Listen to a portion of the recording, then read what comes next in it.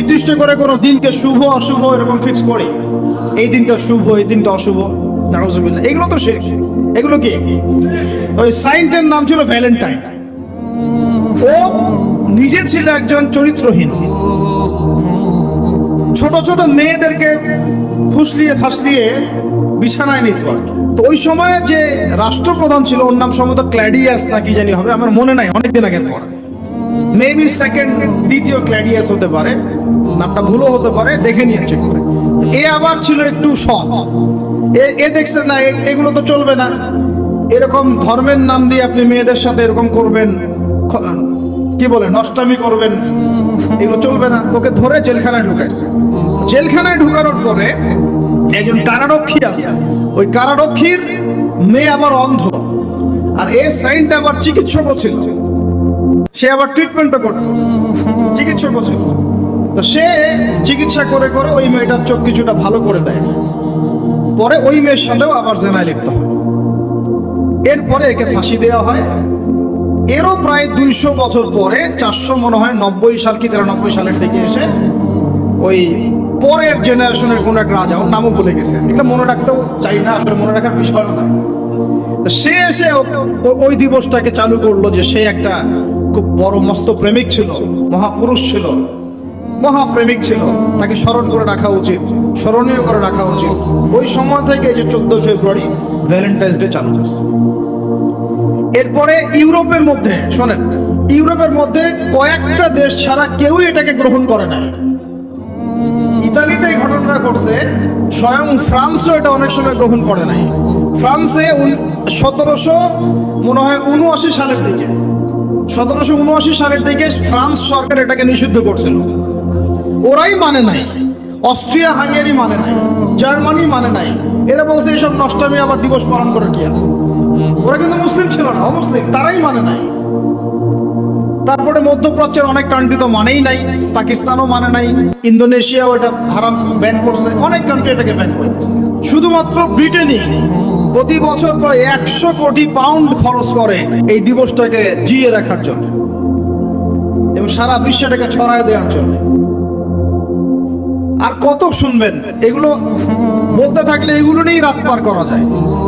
মূল কথাটা হচ্ছে এটা আসলে পশ্চিমা সভ্যতা থেকে, কিন্তু পশ্চিমা সভ্যতার অনেক বড় বড় রাষ্ট্রটা গ্রহণ করে নাই, গ্রহণ করে নিয়েছে তোমরা যুবক ছেলেরা, যুবতী মেয়েরা গ্রহণ করলা, তোমরা যারা মুসলিম কান্ট্রির ছেলে মেয়েরা গ্রহণ করলা, তোমরা যারা আল্লাহ তোমাদেরকে মুসলিম পরিবারে জন্ম নেওয়ার তৌফিক দিয়েছিলেন গ্রহণ করলো তারা যারা উম্মতে মুহাম্মাদি বলে দাবি করে। চিন্তা করা যায়। আর বাংলাদেশে সুবহানাল্লাহ, বাংলাদেশে এটা কিন্তু ছিল না। 1993 সালের আগ পর্যন্ত এটা ছিল না। কত সাল বলেন? 1993 সালের আগ পর্যন্ত বাংলাদেশে এটা চালু হয় নাই। আপনার হিস্ট্রি ঘাটেন, পরে যে কবে থেকে এটা শুরু হলো। 1993 সালে ওই সময় একটা পত্রিকা ছিল, সম্ভবত তার নাম জয় দিন, নাম শুনছেন? ওর একটা সম্পাদক ছিল, তার নাম হচ্ছে শফিক রহমান। কি রহমান? অনলাইনে ঘাটেন, দেখেন পাবেন। লন্ডনে থাকতো, ওখানে পড়াশোনা করছে, ওখানকার কৃষ্টি কালচার শিখে এসে 1993 সালে প্রথম বাংলাদেশের মাটিতে এইভাবে ঢাকঢোল পিটায় এই বিশ্ব ভালোবাসা দিবস চালু করা হয়, যার মধ্য দিয়ে এই কাজগুলো এখন হচ্ছে। কত সালে? 1993। এই যে ইয়াং জেনারেশন কেউই জানে না, এগুলো ছুটতেছে, একটার পিছনে ছুটতেছে। আমাদের ইয়াংদের মূল প্রবলেম এটা, একটা সামনে কিছু দেখলে দৌড় দেওয়া শুরু করো, আর দাঁড়াও রে ভাই, দেখো এটা কার, কোত্থেকে আসছে, এর সাথে আমাদের কোনো সম্পর্ক আছে কিনা, এটা আমাদের সংস্কৃতি কিনা, এটা করলে আল্লাহ আবার আমাকে ধরবে কিনা, রাসূল আবার আমার উপর রাগ হবে কিনা কিয়ামতের মাঠে, আমার আমল নামে আবার গুনাহ গুনাহ জমাবে কিনা, এগুলো হিসাব আমি কেমন করে দিব, এই চিন্তা করতে হবে না? তুমি তো ভাই মুসলিম পরিবারের যুবক, মুসলিম পরিবারের যুবতী, তোমাদের দ্বারা তো আশা করা যায় না। অন্যরা করে, করুক, সেটা না হয় আলাদা বিষয়, আমরা ওগুলো দেখতেও চাই না কে কি করে। 1993-তে এটা বাংলাদেশে আসে, আবার বাংলাদেশে আবার ডাবল জাহেলিয়াত আসছে। কিরকম? যেটা আবার অন্য কান্ট্রিতে আসে নাই। বাংলাদেশে এই দিনে আবার আরো একটা দিবস একসাথে, ওটার নাম পহেলা ফাল্গুন। কি নাম বলে? এই দুইটা মিলে এখন উদযাপন হবে কালকে থেকে। এই উদযাপন করতে আপনাদের সাগর পারে সব ভিড় জমায় ফেলছে, হোটেল চকবুক 3 গুণ 4 গুণ ভাড়া।